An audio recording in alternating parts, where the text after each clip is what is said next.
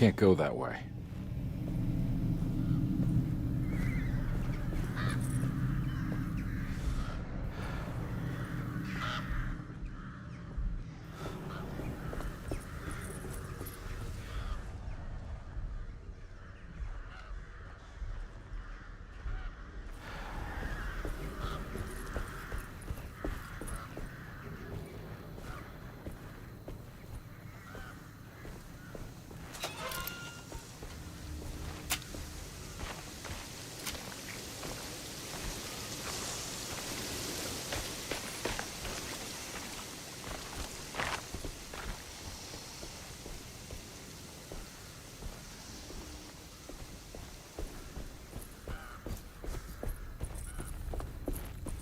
Thornhill wasn't a bad man, but he had principles keeping him from handing out information about his deals. So he needed some convincing.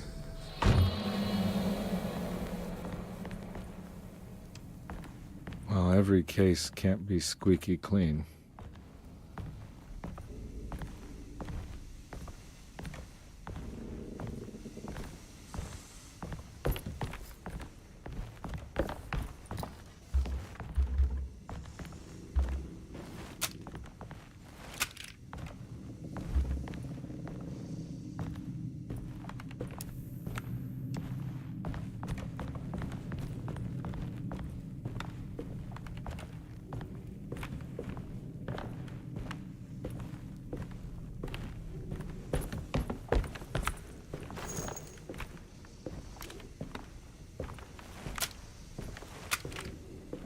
Mr. Saunders had sold a valuable painting to Thornhill, hoping the money would carry him to wherever he was going. The painting, now leaning on an easel in Thornhill's bedroom, had a certain mesmerizing gloom that seemed to call out to me, telling me I was needed for something important. I felt myself falling into the painting, only being brought back by Thornhill, thrusting an address to a Hotel St. George into my hand and asking me to get the hell out.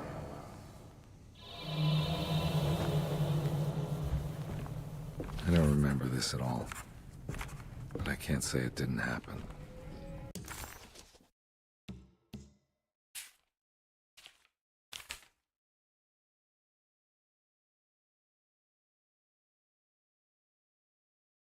The kidnapper had sold a painting to Thornhill, the collector, to pay for a car and enough gas to get out of Louisiana. Detective Comby was suddenly reminded of shaking him down to find out where the kidnapper was hiding. St. George's Hotel by the park.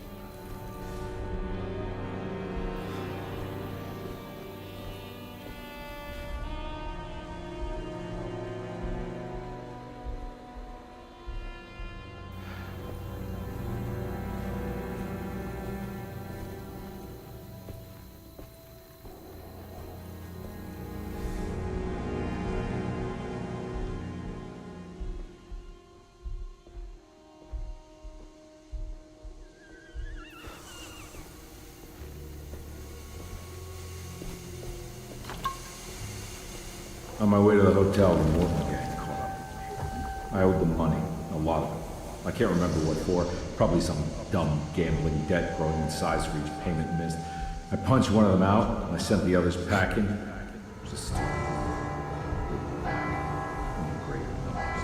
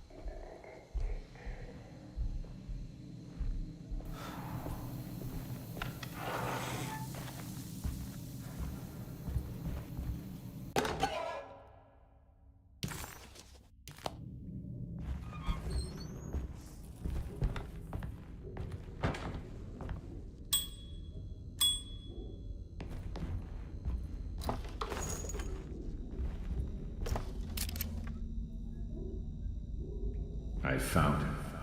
In the hotel ledger, I recognized the handwriting of the signature, Ted Stryker. It was him. I could feel it. It was the kidnapper I was hunting. I put on my knuckles and hurried up to his room.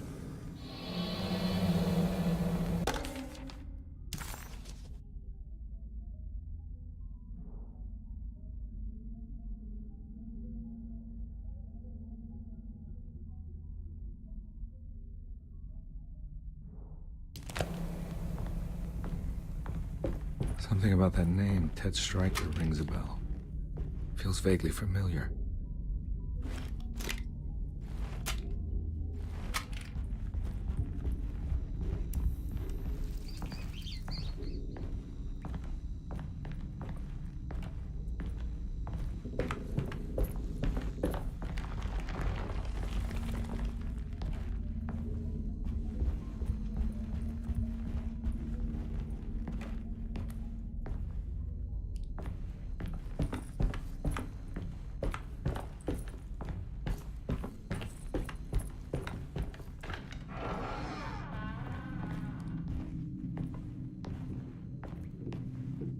I recognize this room, but I didn't catch up with them here.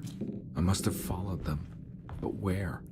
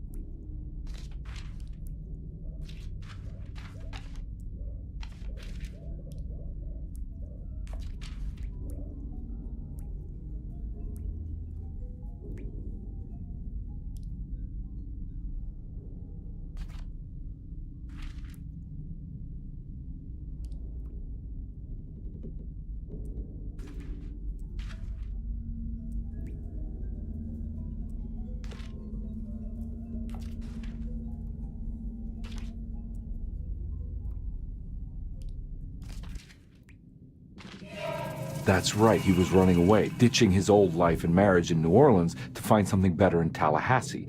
And he took his daughter with him against the will of the mother. That's why she hired me. But I stopped him. I caught up with him at the Pearl River Bridge.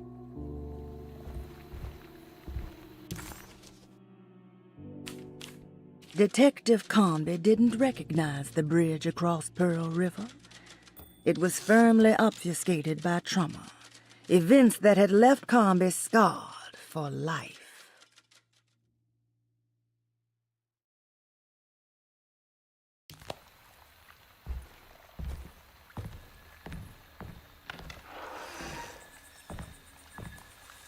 Pearl River.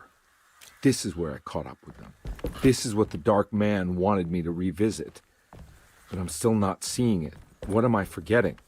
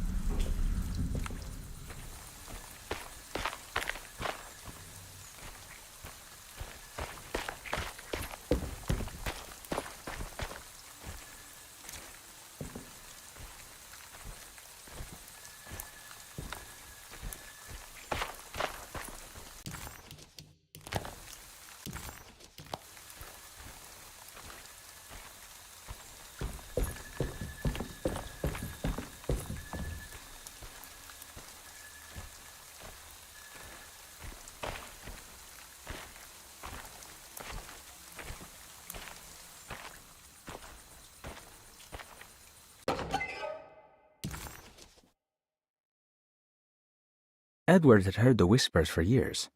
When he lived in Brooklyn, it was only on rare occasions, like when he as a child climbed that tall tree in Central Park, or when he almost drowned in the Hudson River trying to save his despaired mother. The whispers became more common as he moved to New Orleans, but still rare enough to be ignored. Now as he walks the halls of Darceto, he knows what is calling him. He doesn't want to admit it, but the dark young in the conservatory is telling him to sacrifice the cabris and corn.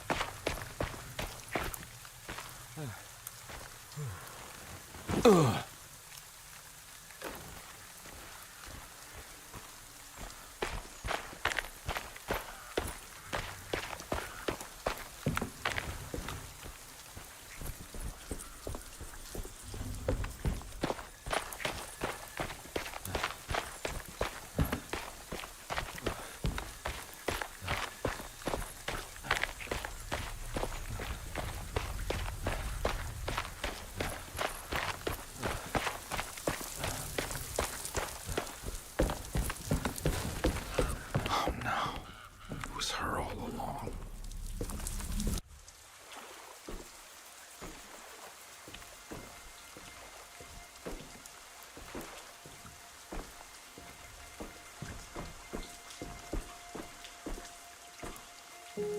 I can't believe I didn't recognize you. I looked a little different back then, I suppose. Was any of this real? How do you mean? This day, just... so much is happening. I can't... I think I've lost my head. Do you need me to apologize? I mean... I am sorry.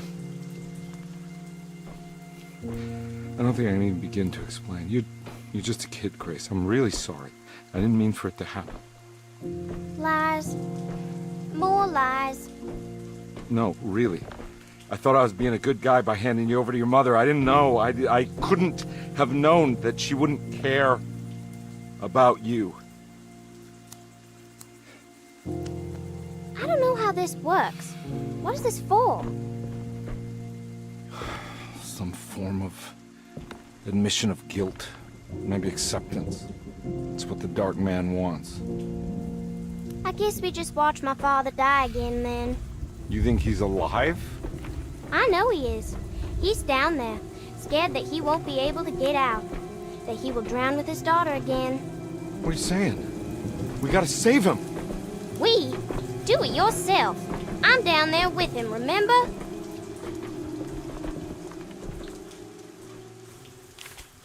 Can I really save them? This all happened so long ago. I have to find a way to get down there. I have to see it with my own eyes. Comby had run their car off the bridge. He pulled Grace out of the sinking car, but left her father to drown. He could have saved him. There was time. He just chose not to. Instead, he took Grace back to New Orleans and collected his paycheck. There was a boat at the house where I entered. If I can raise the bridge, I should be able to get to the car.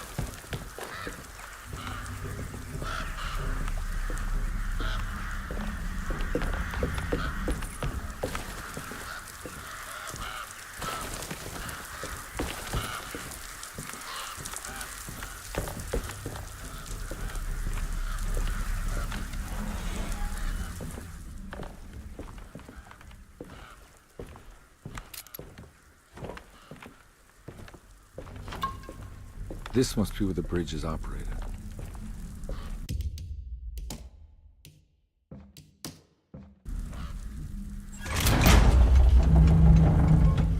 Nothing's happening. It's like something's holding it back.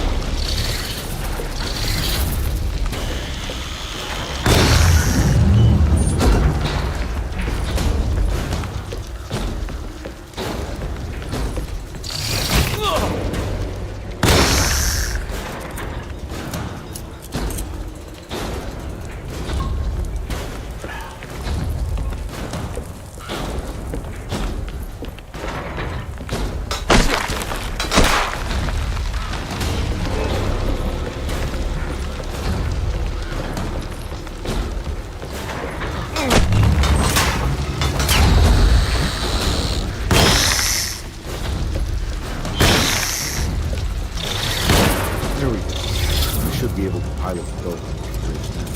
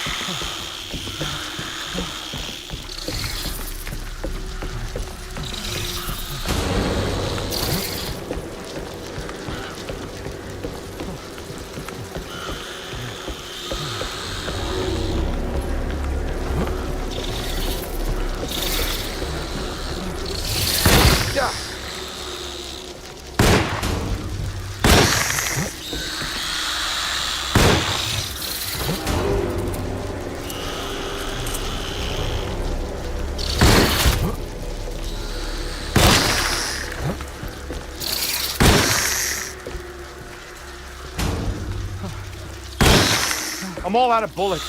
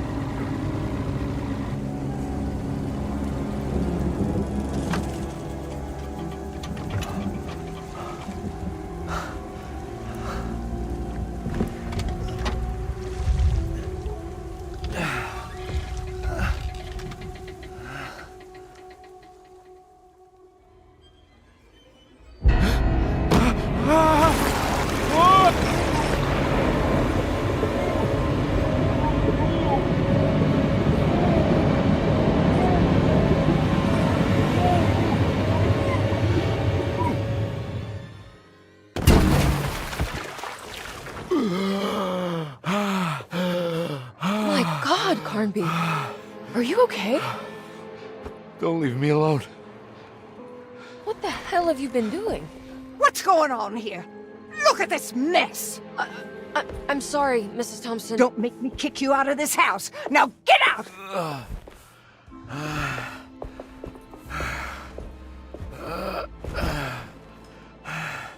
Hey, Detective. Mr. Carnby. I'm really worried about you. I'm okay. I just need to catch my breath for a moment. This place? There are some very disturbed figures around here. And I don't think it's just the patients. I've been reading some things about how Derceto has a deranging effect on people. I think it might explain things. What? Just take it easy, okay? I'm gonna go find a way into Dr. Gray's apartment. I want to know what he's hiding. Emily, don't worry. I think I'm close. I'm gonna set everything right. Just be careful.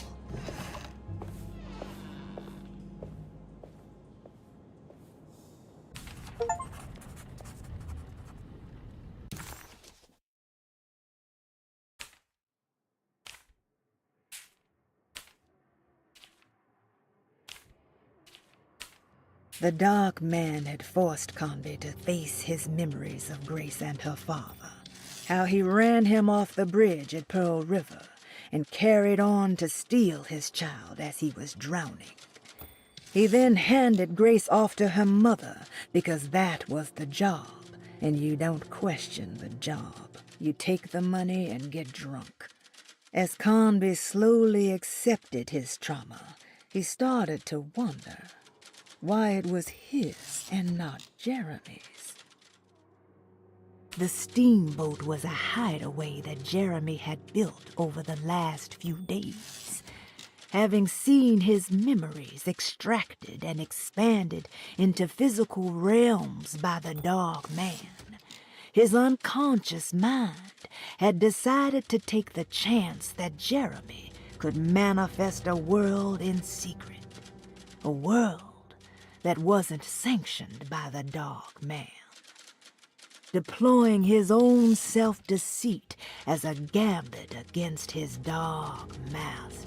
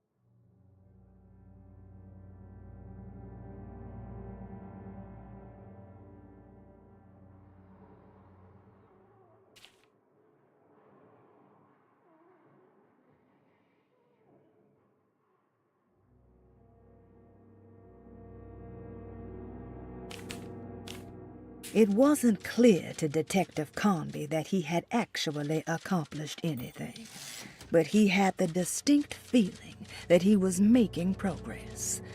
The steamboat must have been what the self-deceit was referring to, and clearly the business with Grace was psychological trauma. Out of the 3 steps on the dog man's contract, only one thing seemed to remain: temper-manic behavior. Conby was getting sick of guessing. It was time to pay Dr. Gray a visit in his apartment. You out of this house. No, get out.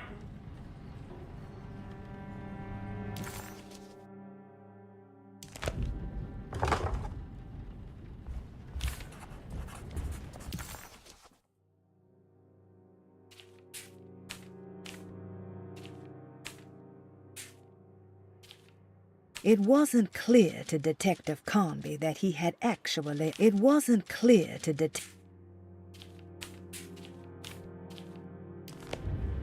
I'm not going in there. She's clearly had enough of me.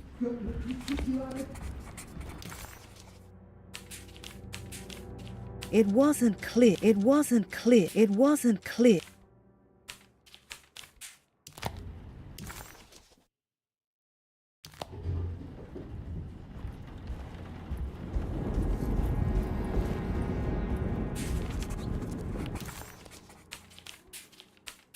It wasn't clear.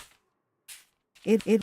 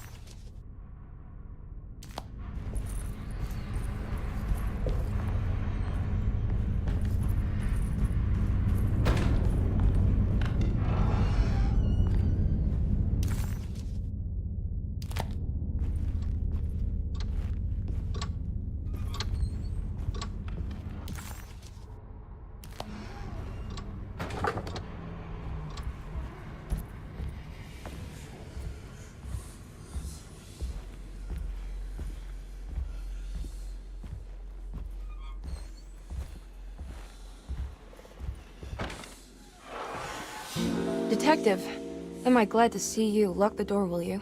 I don't think Dr. Gray would appreciate us snooping around. What's going on here? This feels so strange.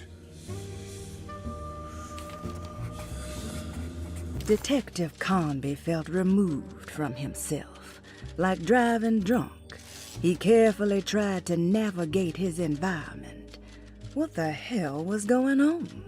Was he finally losing his mind? At least Emily was here to call the police if he went off the deep end.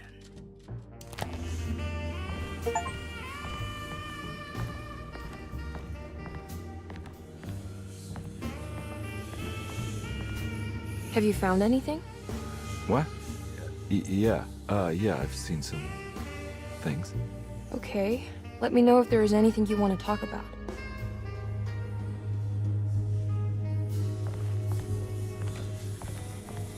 There's a book missing.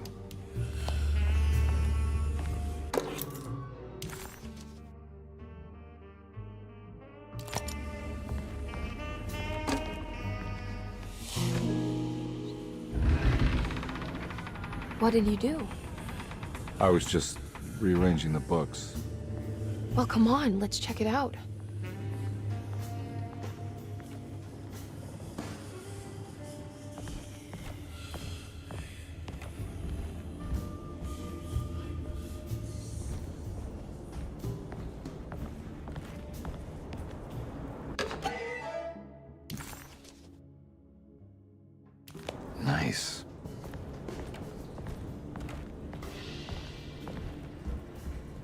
think I'm beginning to understand. Dr. Gray is dealing with some kind of mass delusion.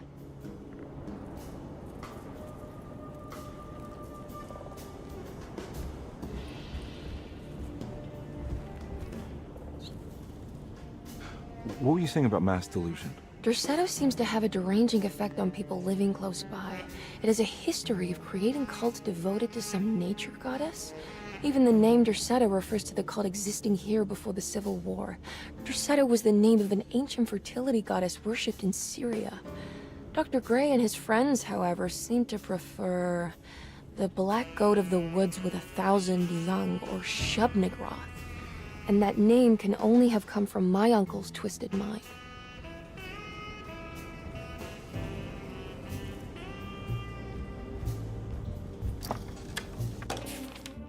Good to finally meet you, Mr. Hartwood. I'm here on the behalf of your brother Philip. You were expecting me, weren't you? Yes. You're from Derceto, no? That's right. I just wanted to ask you a few questions to see if there is anything I can do to help you and your family. Okay. I understand you're full of imagination. You make up a lot of things. I suppose. And you obsess over them, blurring reality and fiction. Sometimes. Do you want to tell me about the Dark Man? No, I don't. That's all right. Perhaps there is something else you can tell me. Something you know to be made up, but you hold dear. Juan? John? Who's John? No, Juan Luis Jorge. Oh, wait there a moment. Here, take a look. Is he... Oh, he is the author. It's a magnificent book. Life-changing even. The real Juan is long dead, but I like to think of him as my friend. My most beloved friend. I see. Do you often do this? Fantasize about people you read about? No. Well, there is Jacob. Who is Jacob? Turn to the last page. Oh, it's a newspaper article. The Prisoner of Ice, Jacob van Ostad. Is he also your beloved friend? Oh, no, Doctor. Not at all. He is the fire that fights fire. Yes, I think it's clear your overstimulated imagination, this mania, needs to be tempered for you to live a normal life. I know your family calls it the Hartwood Curse, but I want you to know that there is nothing supernatural about your condition. It's all inside your head. And with that, I'm very qualified to deal with. In time, you will be cured. In time. Yes, in time we will exorcise all your demons, all the dark men. Yeah! Please, Mr. Hartwood, calm yourself. What happened? Oh, don't you worry your little head about it, Miss Hartwood. Your uncle and I just had our first breakthrough. That mark on the floor looks like talisman positions, but from which direction should I look at it? The Snake Dagger, a monograph by Yael Klein. In Ludwig Prin's book on pagan rituals called The Mystery of the Grave, as translated by Nicholas Vachy, there are several references to a sacrificial dagger called the Snake Dagger. It has long been thought of as a poor translation of the original text, that it would be more appropriate with worm dagger from the Latin vermis cultrum.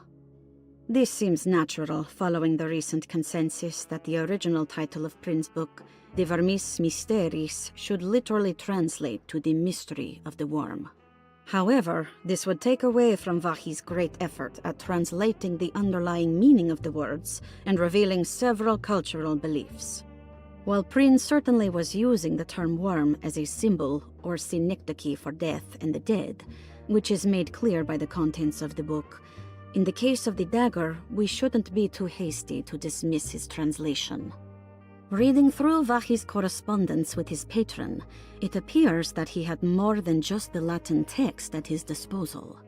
Vahi had dug up Prin's living relatives and uncovered several cross-referenced historical texts and an actual snake dagger.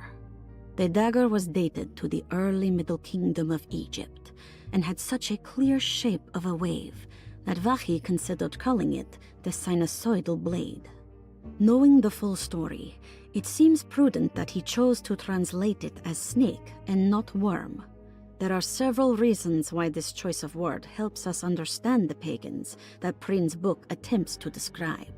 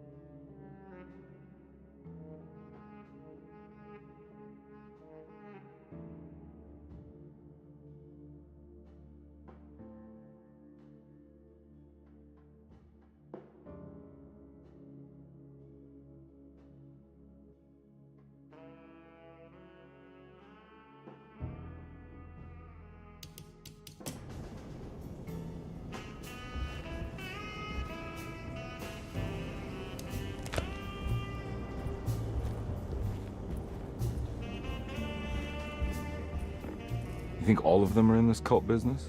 Even Jeremy? I'm not sure any of them have a choice at this point. We just need to find a way to stop all of this.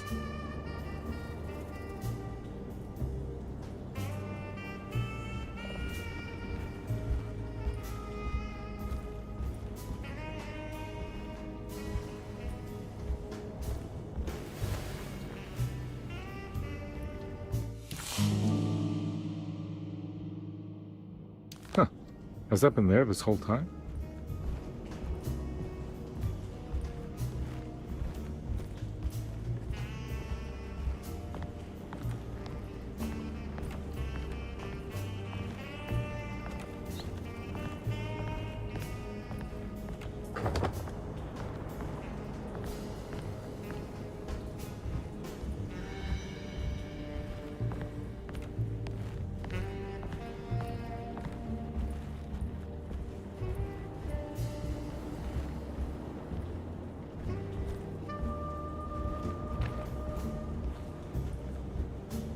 I've been so busy trying to free your uncle from the promise he made to the Darkman. I guess I kind of just let everything else go. Don't worry, Detective. I feel like we're close. I'm sure Jeremy will turn up. If he is part of the cult, he wouldn't want to miss the Feast of St. John. I just need enough information to make him see the truth. I hope you're right, but I doubt he'll show up. Not as long as the Dark Man's got him hiding.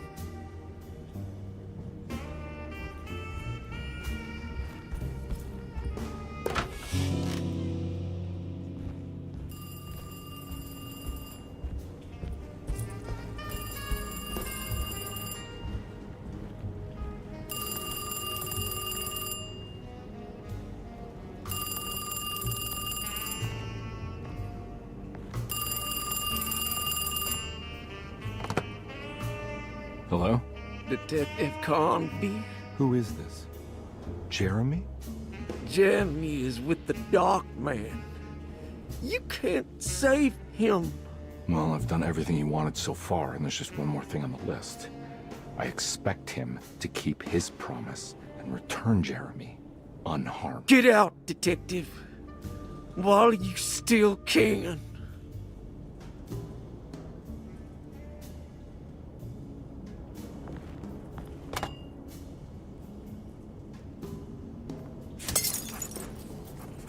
Detective Conby wanted nothing more than to make sense of it all. But clearly, that was not in the cards right now.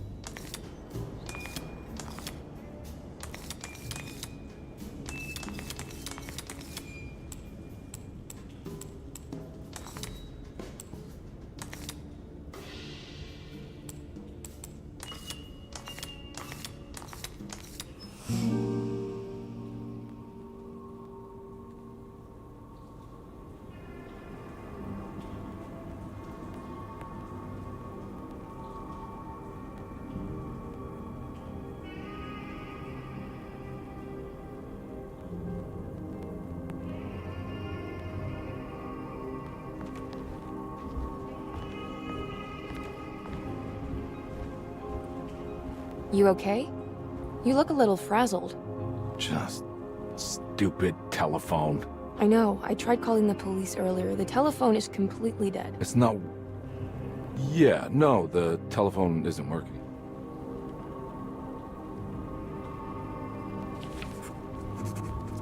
Detective Comby was worried Emily could tell, that she could see the madness written on his face. But what if he was the only one seeing the truth? Could that still be the case?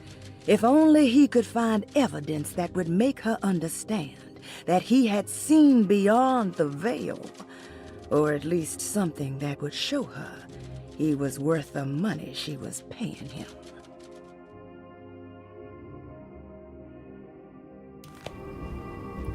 Miss Hartwood, I think you're gonna want to see this. Is there something in the closet? Yeah, there is. You don't see the very obvious gate leading to whatever Jeremy's madness is serving up next? I don't understand. Are you making some kind of fashion metaphor? I'm sorry, I don't have time for this. Can you just tell me what you're doing? You don't see this. It's fine. It's fine. Catch you later. Are you going inside the closet? Yeah. You got a problem with that? No. Do what you think is right, Detective. Sorry, I didn't mean to. Goodbye, Miss Hartwood.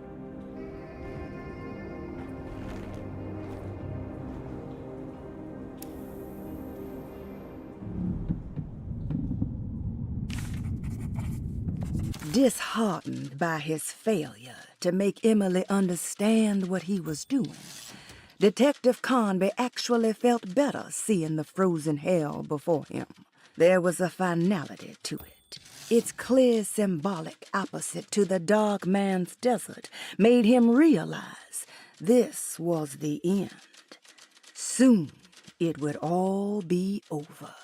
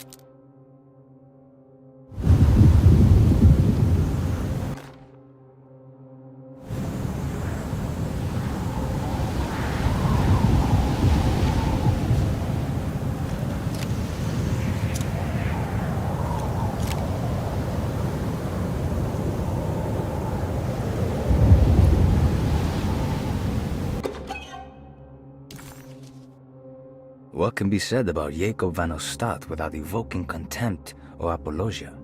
The first piece of information is the obvious.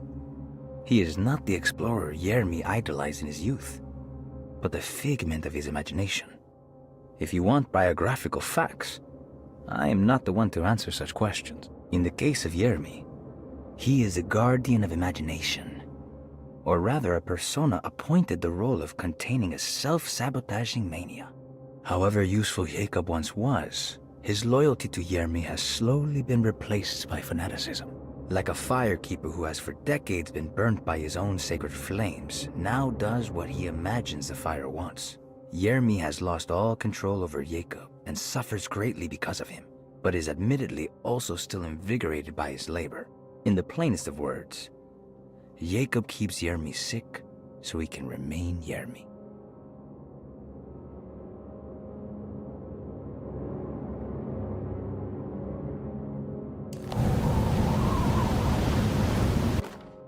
We found the ancient stellarium perched on a cliff facing the Arctic Ocean after a day of sailing due north of the Eskimo encampment.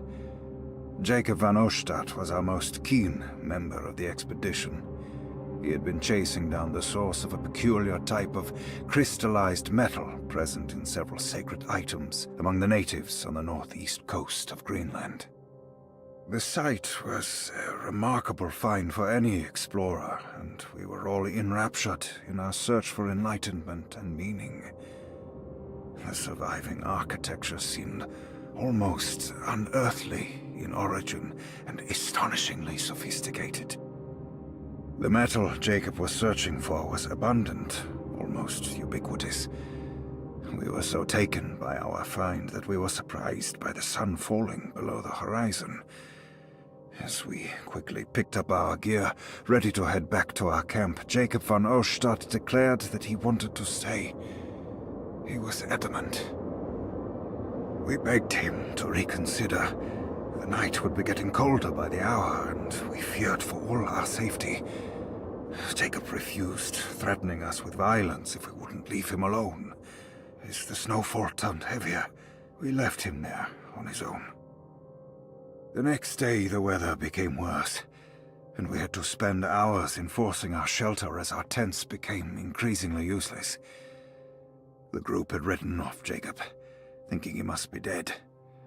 I had an urge to make one final attempt to save him, so I headed out as darkness fell with a handful of flares and headed toward the coast and up the climb, towards the Stellarium. That's when I saw him, transfixed by a burning sky, that celestial lantern. Jacob keeled over and let out a painful shriek that struck me with such fear and pity. He was crying in agony, for the cold weather had ravaged his flesh. I called out to him, and he turned to face me. His vacant stare held me in place like a needle through a butterfly, and he said, "You must leave now, Herstan. Go, and never come back." And so I left. We found the ancient Stellarium perched on a cliff facing the Arctic Ocean after a day of sailing due north of the Eskimo encampment. Jacob van Oostad was our most keen member of the expedition. He had been chasing down the source of a peculiar type of crystallized metal present in several sacred items among the natives on the northeast coast of Greenland. The site was a remarkable find for any explorer, and we were all enraptured in our search for enlightenment and meaning. The surviving Ark.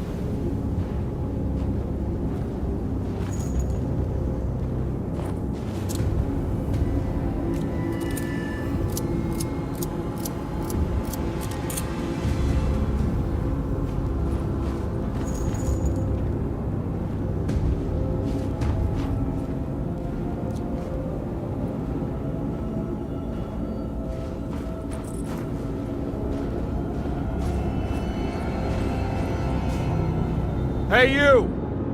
What are you doing here? What is this place? Turn back, Detective. You're not wanted here. Whoa, take it easy. I'm not your enemy. Oh, you're wrong, Detective. You're wrong.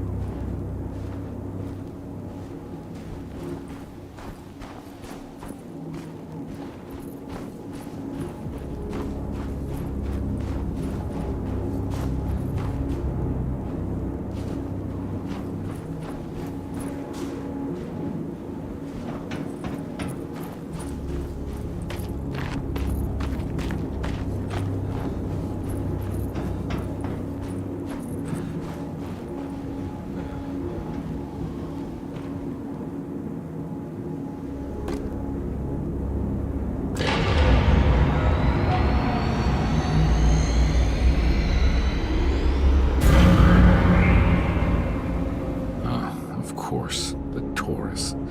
I figured you wouldn't want your stars aligned, Jeremy, or maybe that is what you need to temper that mania of yours.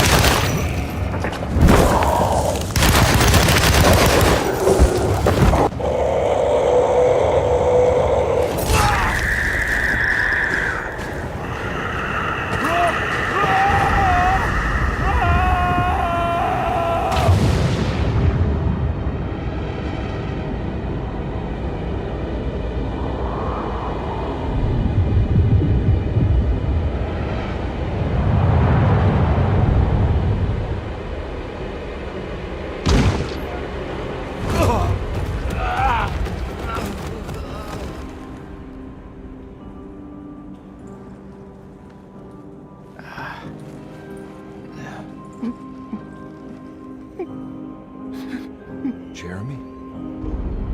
I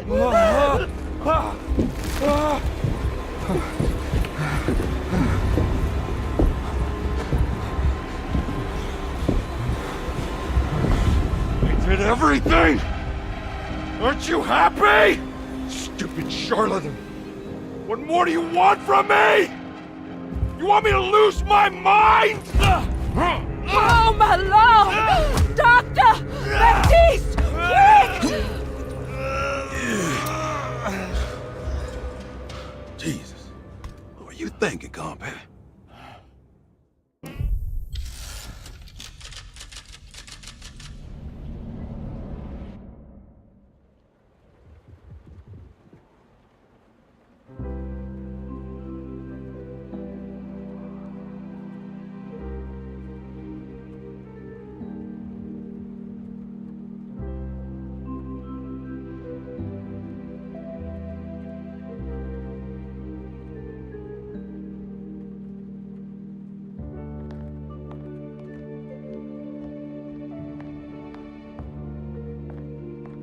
You awake? You are awake. Mr. Conby's up. Hey, buddy! I thought you'd be knocked out for the rest of the night. Come on out and join us, will you? I'll save you some gumbo. Good to have you back. You gave us all a good scare. What happened? You had a psychological breakdown. Sorry for manhandling you, but you're being violent. You stabbed Jeremy and then punched Dr. Gray. Are they okay? Jeremy's a little strange, but everything's back to normal. Really? All thanks to you, combat. You want to try standing up?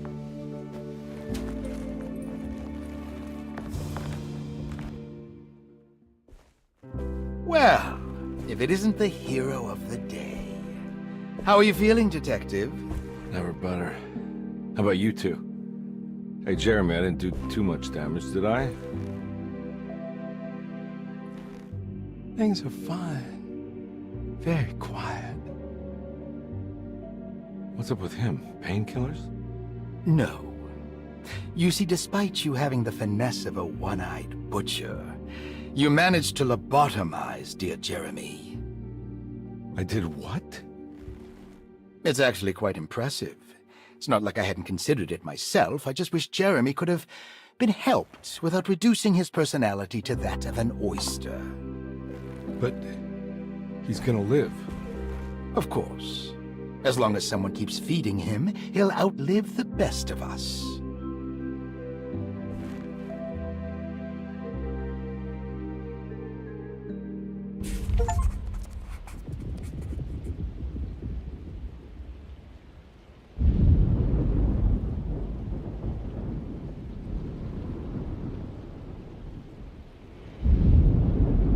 Does Emily know about Jeremy's condition?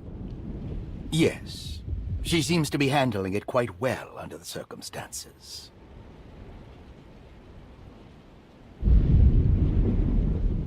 Does she still want to take Jeremy away from Derceto? I will have to insist that you do. This is not that kind of institution. Jeremy, hang on for a little longer, okay? We'll be going back to New Orleans soon. Oh, good. I do so miss the city lights.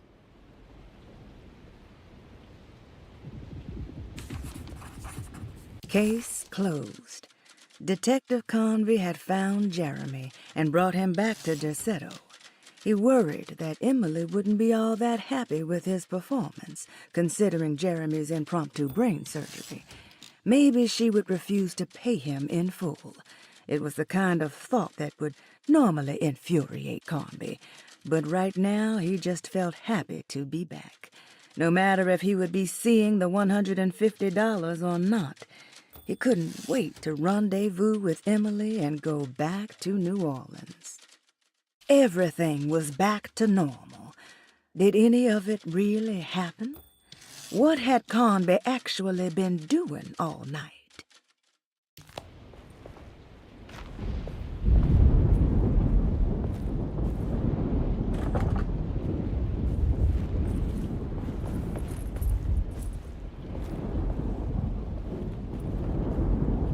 Hey, Ruth.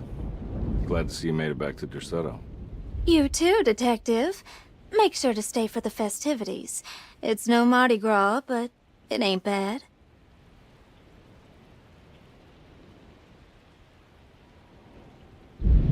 You seen Emily around? I saw her packing some things into that old jalopy you arrived in about an hour ago. I'm sure she hasn't given up on you yet.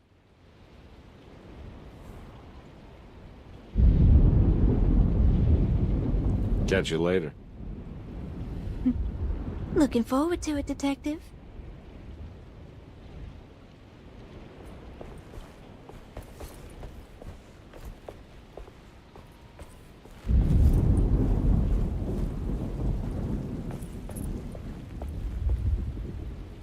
What are you looking for? Just keeping an eye out for the storm. Radio says it could be a wild one. You don't know where Emily is, do you? She's packing some of Jeremy's things. Said she wanted to take them away. I'm sure she'll come and get you when she's ready.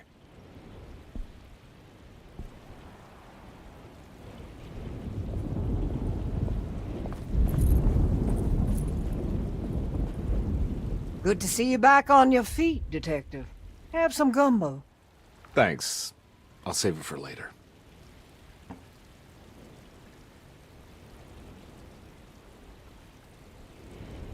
Seems like everyone's in a pretty good mood. The Eve of St. John is the most important date of the whole year. It's the only day when the black goat of the woods tends to her young.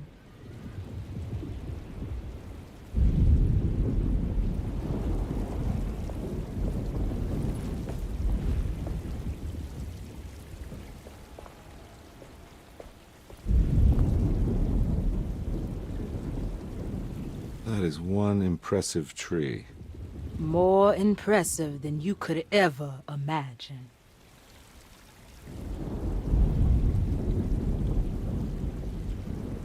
So how does this all work? You dance around chanting? For the ritual, I mean? Stay and find out, Detective. It might just do you good.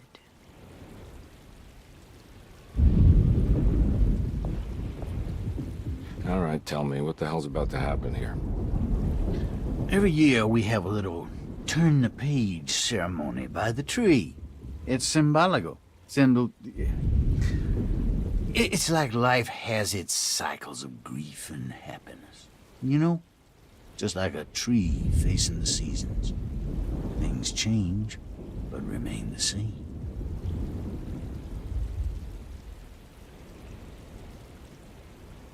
So this is basically New Year's Eve, but with a tree metaphor. Exactly. You're so smart. It's about starting again. I mean, who could use a positive message like that more than a bunch of lunatics like us?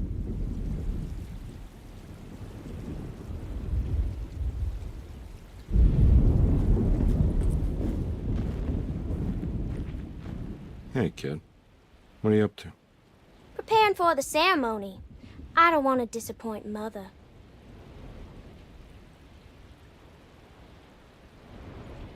What's your part in this?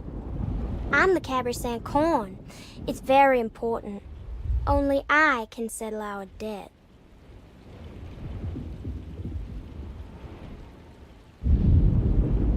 You know, I had my doubts, but you are in the right place, Grace.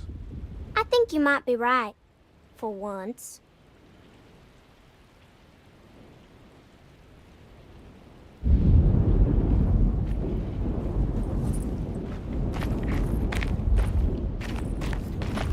What is it? What do you want?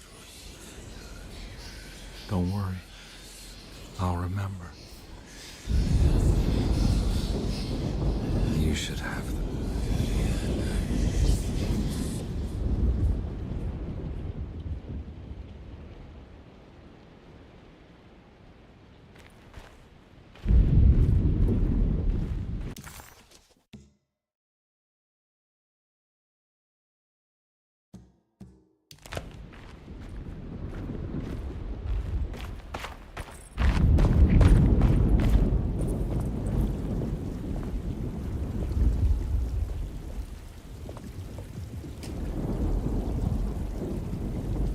Everyone knows what to do? Y'all know the new words. Mrs. Thompson, we talked about this. I'm not sure everyone is comfortable. Doctor, I insist. This is important. We've waited for so long, Doctor. Let's just go with the old song. Not every change is an improvement. Boss, good or bad, you need to move forward. All in, Doc. Let's bet it all. But we don't know what we're dealing with. It'll be okay, Doctor. Better even.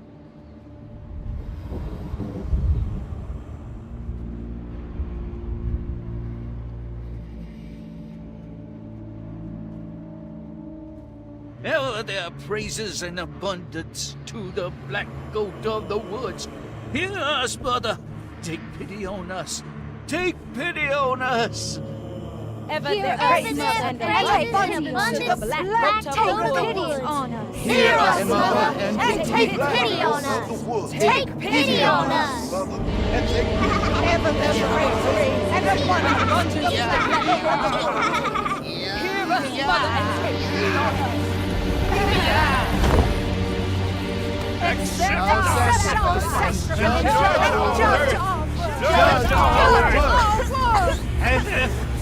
Stop!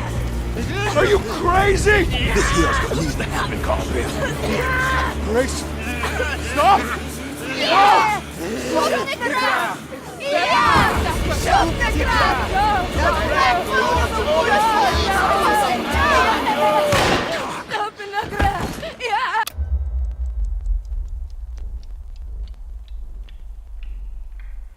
Detective, get my uncle out of here! Jeremy, come with me! Get over here! Jeremy, come with me! Jeremy, come here! No! There has to be a doctor blood!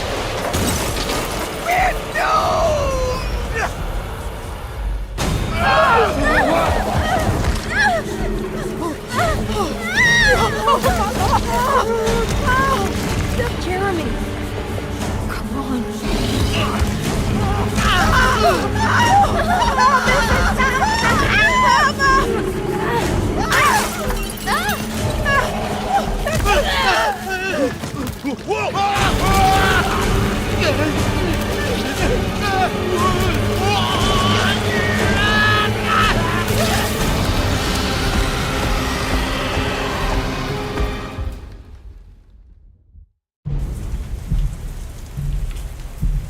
Detective Comby returned just as the festivities were about to begin.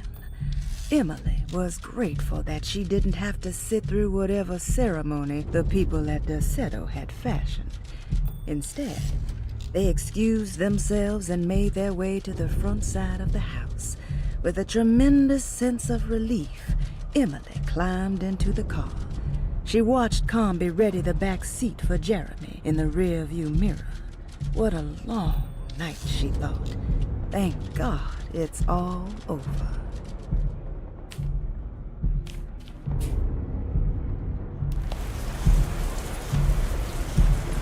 I can't let that monster leave Derceto. I have to stop it.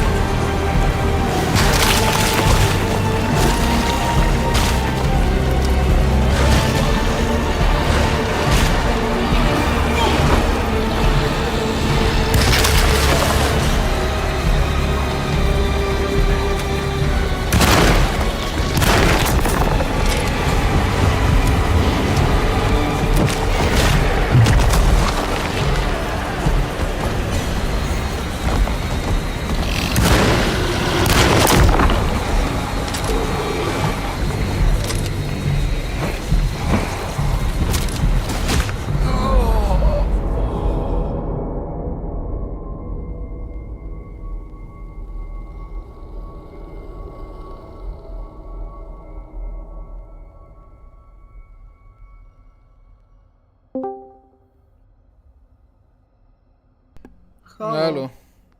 כן. מה קורה? בסדר.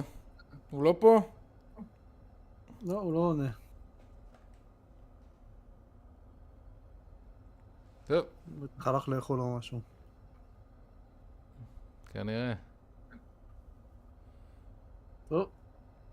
טוב. אז אתה יכול לחזור ל-Alone in the Dark. יאללה, ביי.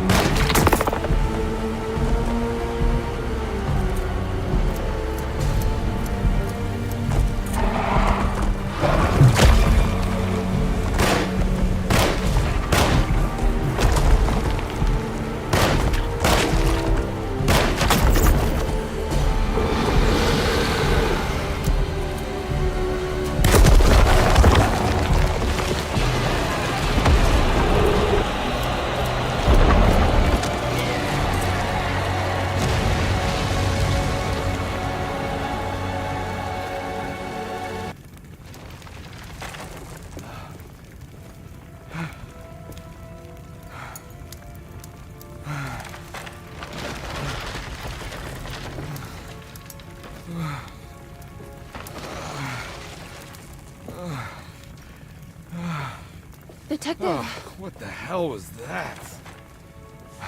I tried to tell you. There was so much evidence. Their devotion to the Black Goat was like nothing I've ever seen before. I felt so dumb believing any of it, but I'm glad I did. Are you okay? Everything is out of order. This isn't the way the story goes. I shouldn't be alive. Yeah. Oh, you're welcome, buddy. How are you doing, sweetie? I kinda like it. You ruined everything, but I'm not mad.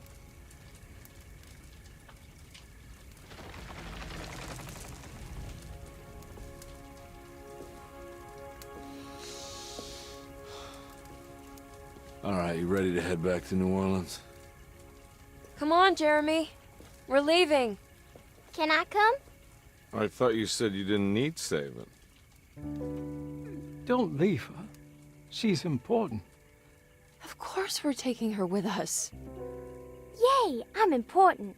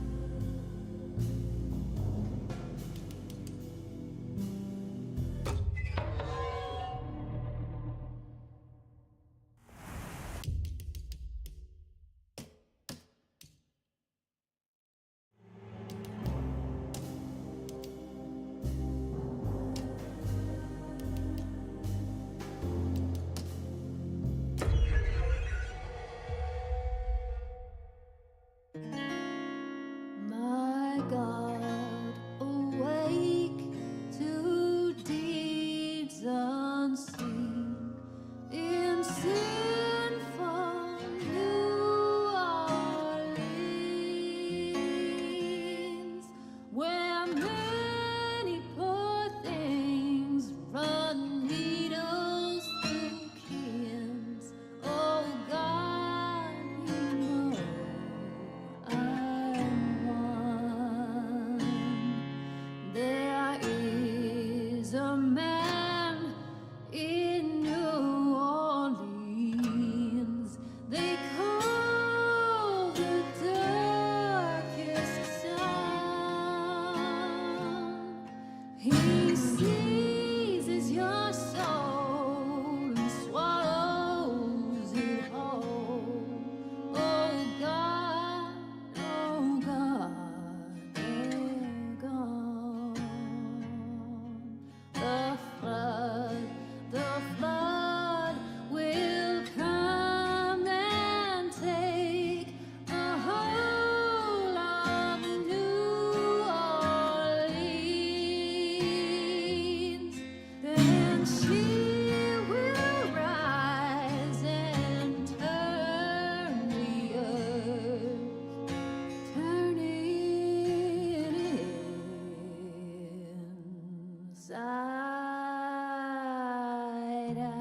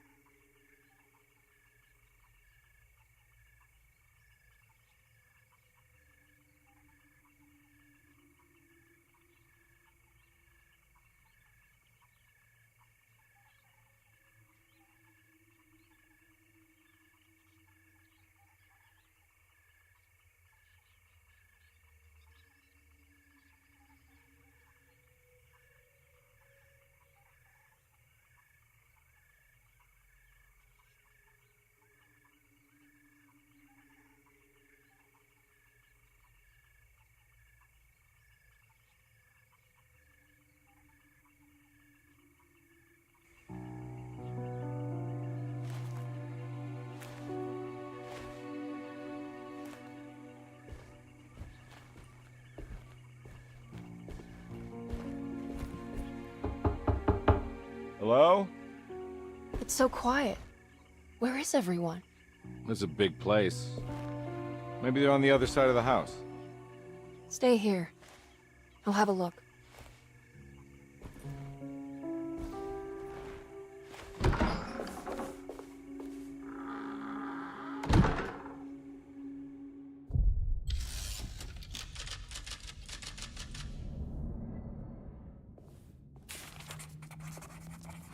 Surprised by her own reckless decision, Emily found herself breaking into Derceto. She mulled over how to present her story in case she got caught, but couldn't think of anything that sounded convincing. She wasn't much of a fast talker. Best to find a way to open the front door and let Detective Conby inside so he can handle the situation.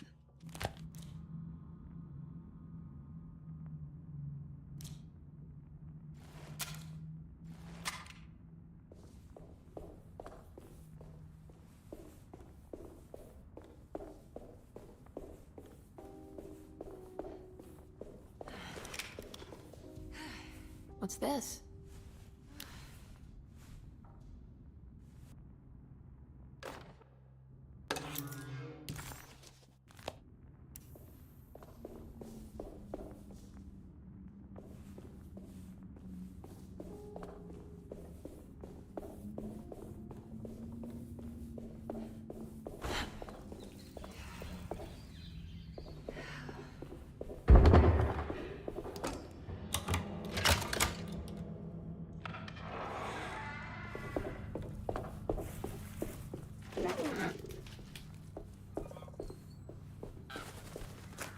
I don't think I'll be able to get in there.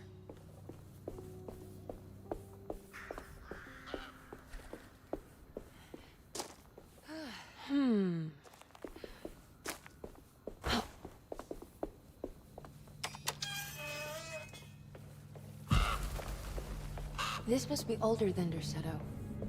They've built the house around it.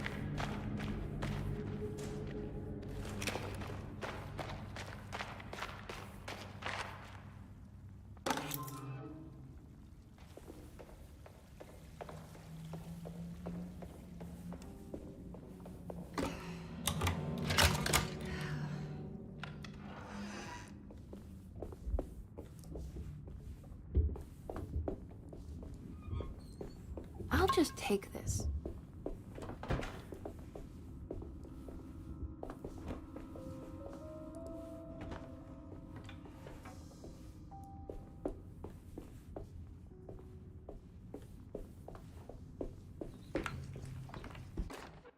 Every day.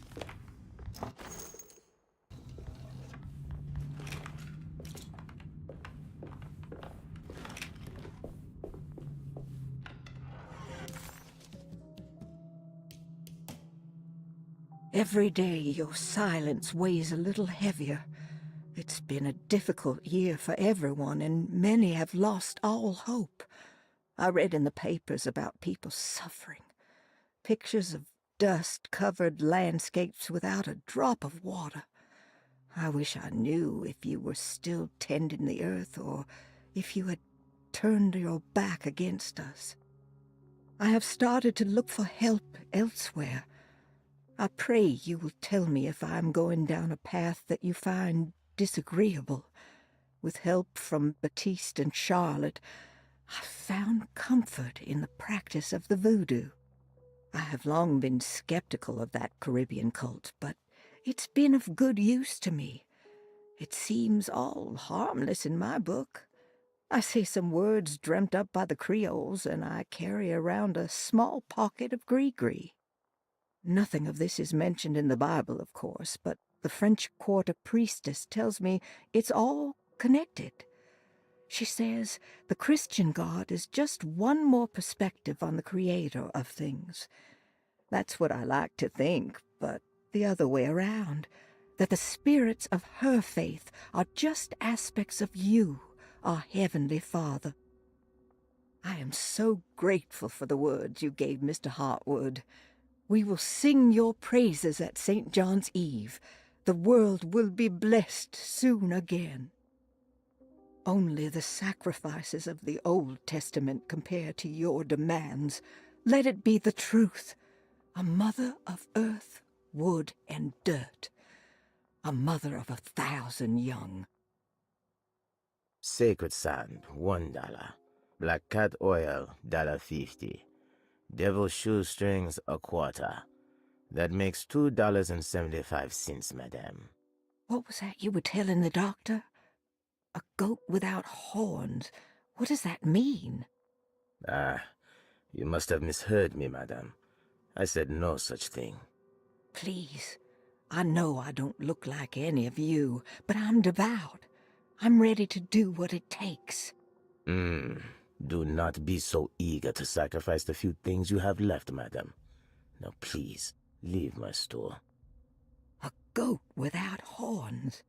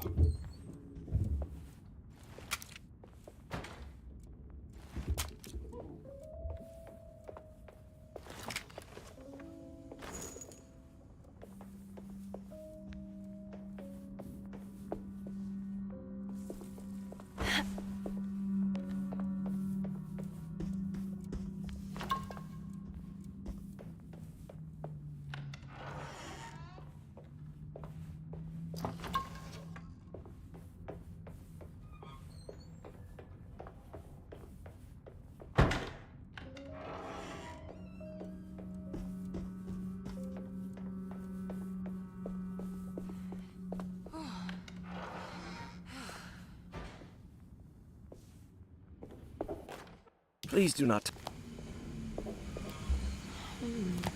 That doesn't look safe.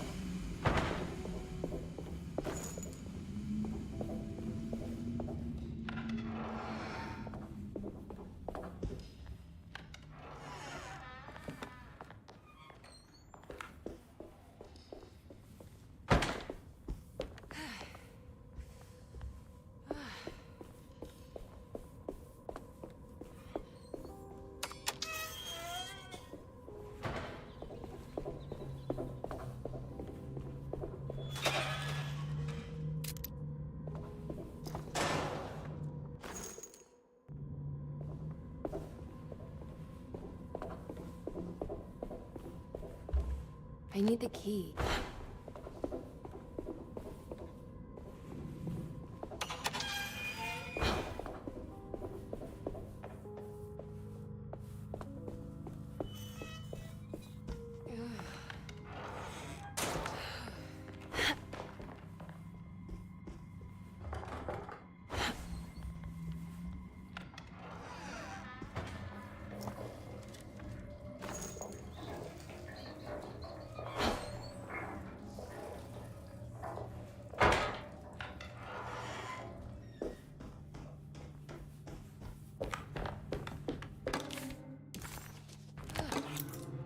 Ah, what's this?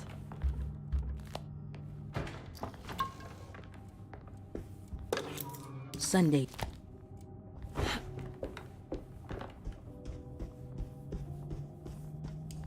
I need the key.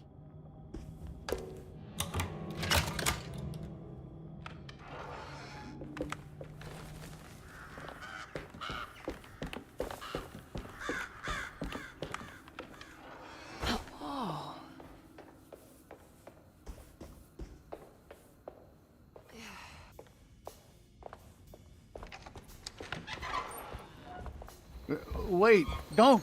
No. Excuse me?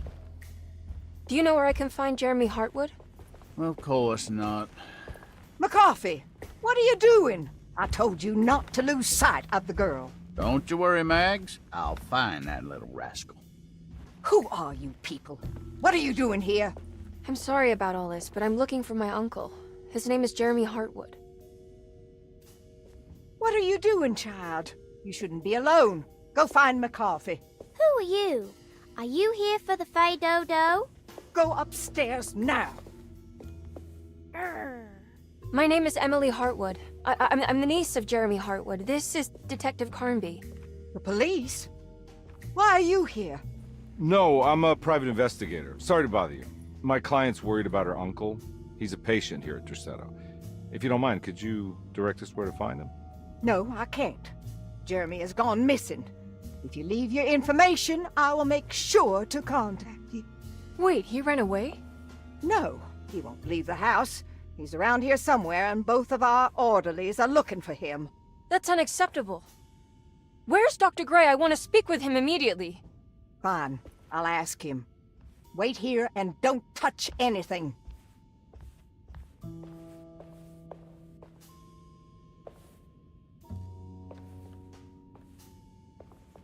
Do you want to see Jeremy's room? Can you show us? Follow me.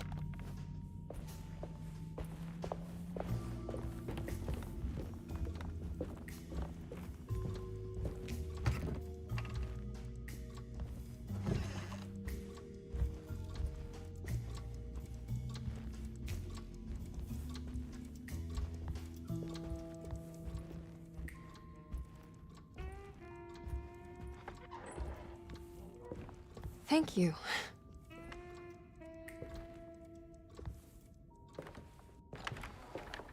Strange kid. Let's look around, see what we can find. Jeremy had gone missing. The housekeeper said the staff at Derceto was looking for him, but Emily wanted answers and demanded to speak to Dr. Gray, the man.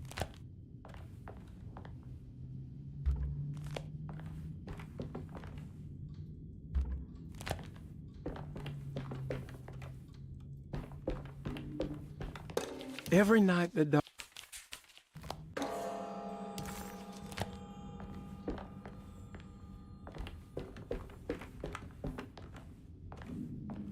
I found a commonplace book. What's that? A notebook with all kinds of stuff in it. Do you know a place called Tarawea? Never heard of it. Is it close? I've no idea. Just seems like it was a place Jeremy wanted to visit. Good to know.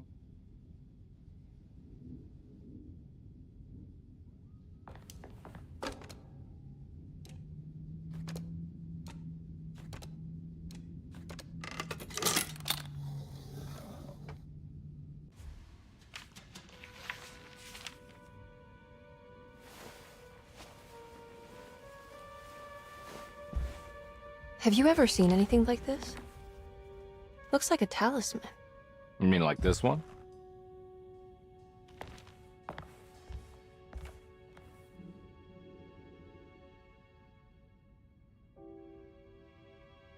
Can you find me a knife to cut the canvas?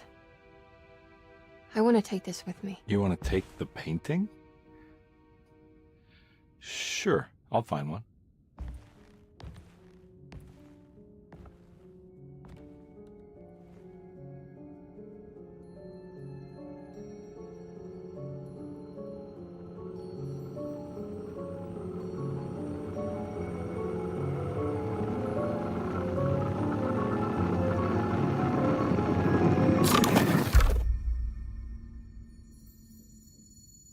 I found this tube as well. Should keep it safe for you. Do you want to carry it, or should I? Miss Hartwood? Emily?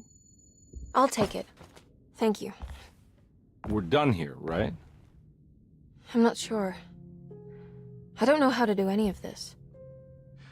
Listen, I think we should talk to Dr. Gray. He must know something about what's going on around here. Okay. Let's do that.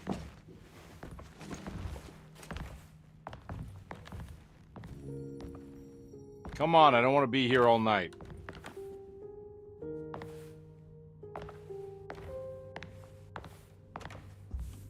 Detective Carnby?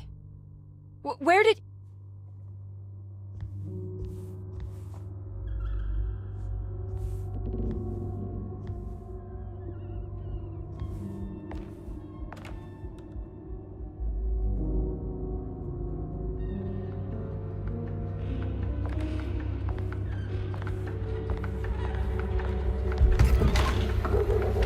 What on earth is happening? What is this place?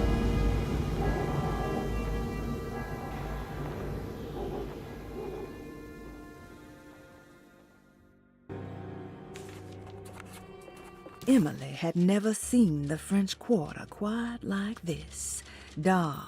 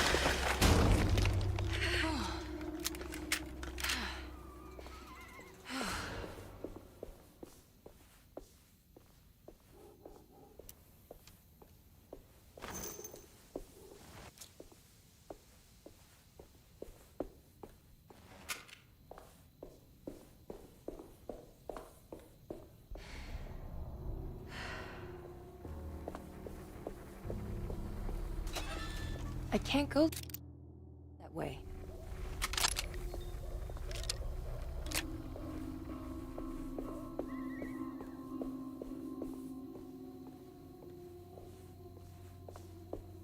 This can't be.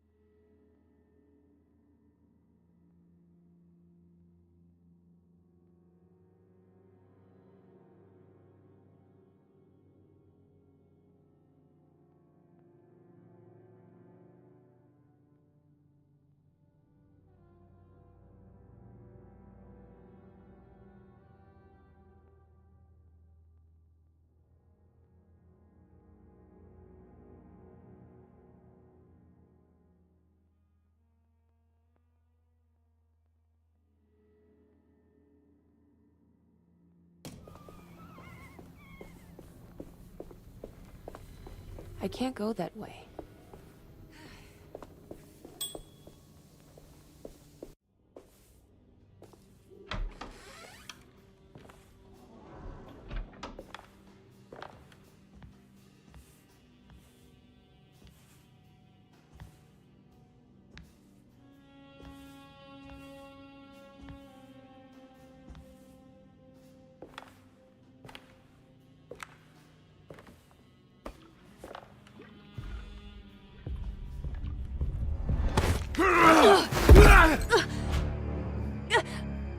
Emily, is that you? Baptiste? How'd you get here? I was back at Dorsetto. Looking for my Uncle Jeremy? Jeremy's your uncle. I didn't know. Why would you? You're still working at Derceto? Yeah, both me and Lottie stuck around. We're real orderlies now. You remember my sister Lottie, don't you? What happened, Baptiste? How are we here? You know about the dark man haunting your uncle? I'm familiar with his mental state. I think we all in his head somehow. Because these streets are real, but they're not like on any map. Nah, this is like when you remember something, but in the wrong way. Do you know how to get back to Derceto? I'm not safe here. Truer words have yet been spoken, Mrs. Marcus. Don't call me that. It's Miss Emily Hartwood. There's no reason to call me anything else. I'm sorry, Miss Emily. I'm just trying to tell you like it is. This place ain't safe for no one. There's evil hiding in the dark. How do I get back? Only Jeremy knows how. He has this juju necklace guiding him. You mean this talisman? Mm-hmm. Just like it. He says it's been protecting him ever since he got it from Miss Jackson down the street. You know where it came from? Have you been there? I was there no more than 1 hour ago looking for Jeremy. Locked it up to keep the ghouls from getting inside. You can have the key if you want. Thank you. I'll take a look. Stay safe, miss.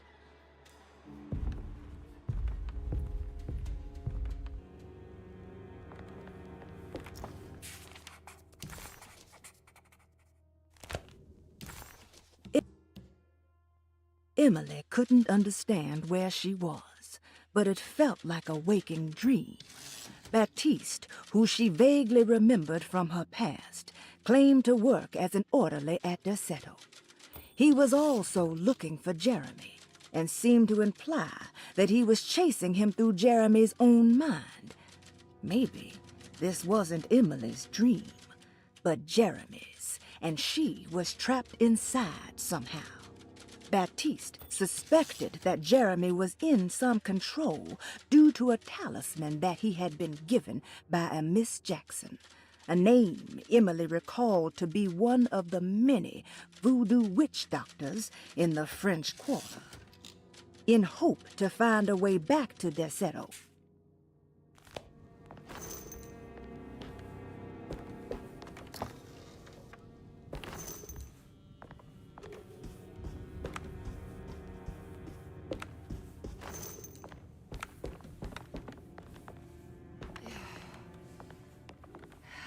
Are you staying here? For a while. Want to see if Jeremy shows up.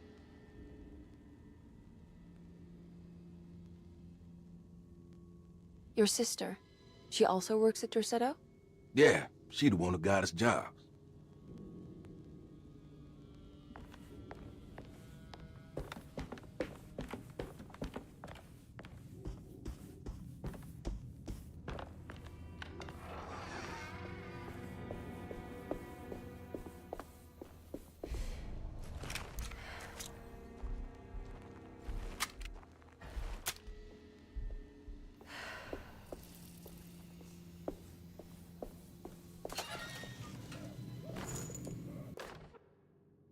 Oh, what's this?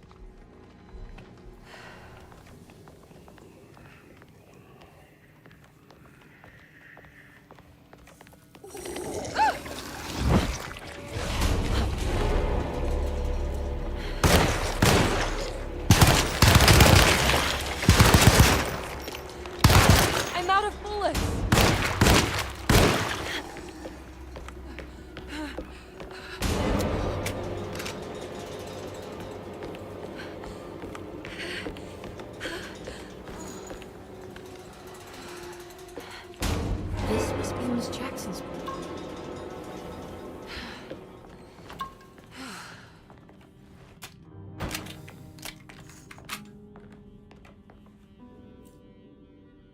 It looks exactly like Jeremy's talisman.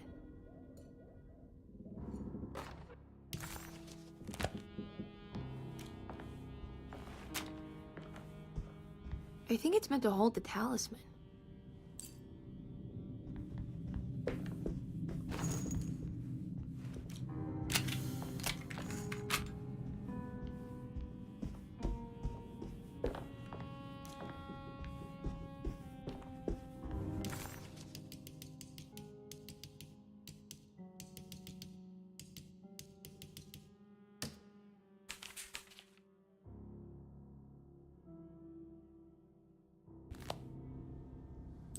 I'm not sure what numbers I should use. Maybe there's something in Jeremy's notes.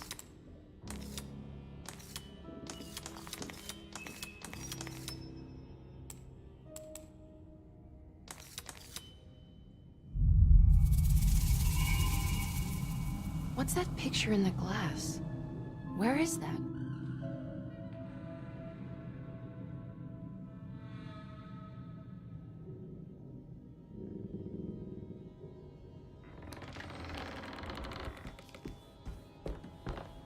Good to see you again, Miss Hartwood.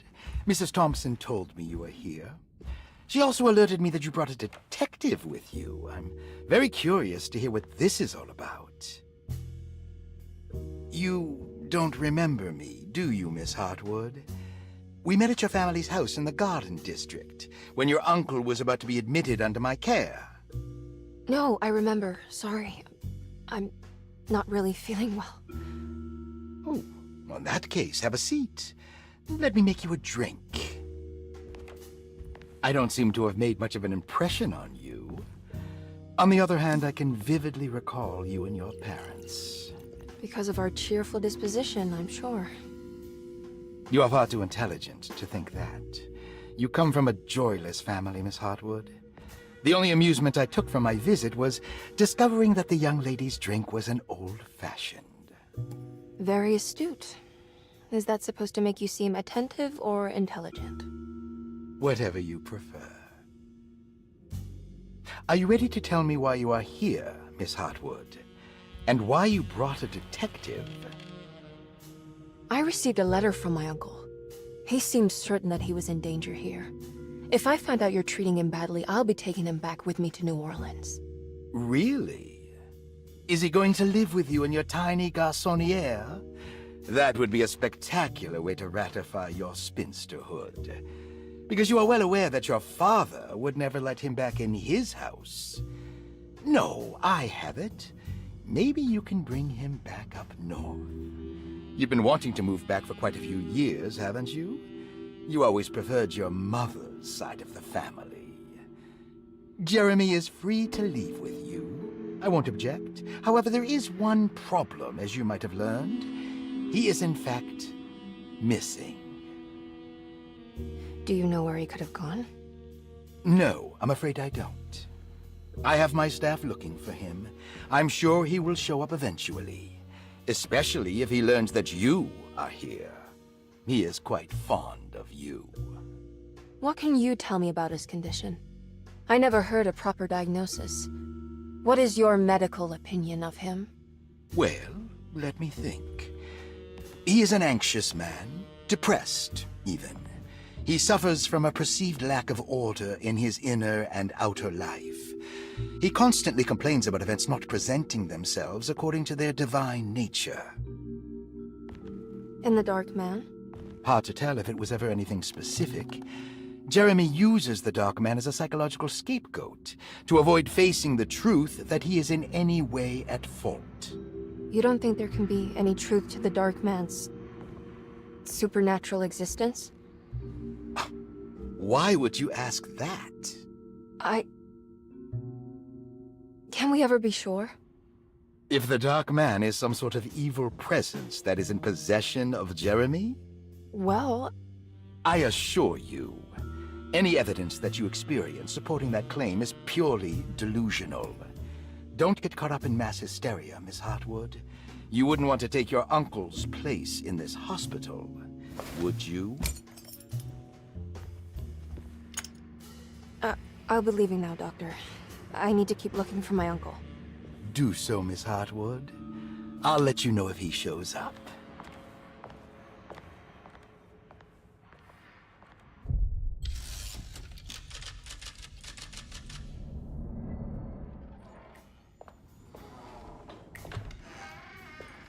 Detective Carnby! God, I'm glad to see you. I was afraid you had left. Me? You're the one who just disappeared. It's hard to explain. I think I blacked out. It was like I went somewhere else. It's okay, miss. You're clearly upset. No, I don't know what's happening. This is a very stressful situation for you, I understand. Ugh, no, you don't understand. Just take a deep breath. Why don't you sit down, smoke some of the Perique? If you want, I could even drive you back to New Orleans. I just want to have a talk with Dr. Gray first. I want to stay. I found a talisman just like the one in the painting. I think I might be able to figure out where Tarawea is, where Jeremy wanted to go. That's great. Just stay out of trouble, okay? Let me handle the investigation. I'm not crazy, Detective. Not yet. Okay, catch you later.